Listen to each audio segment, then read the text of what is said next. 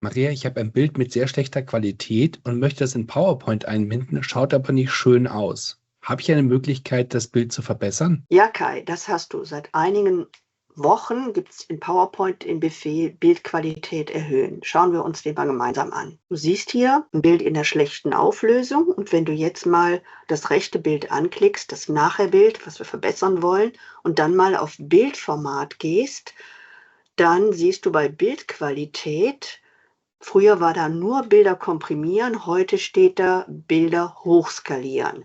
Und wenn wir darauf klicken, arbeitet die KI und versucht die Auflösung zu verbessern. Und du siehst hier schon links, wie es vorher war, rechts, wie es sein wird. Und wenn du mit dem rechten Ergebnis zufrieden bist, brauchst du einfach nur auf Speichern zu klicken und schon ist die Auflösung hochskaliert.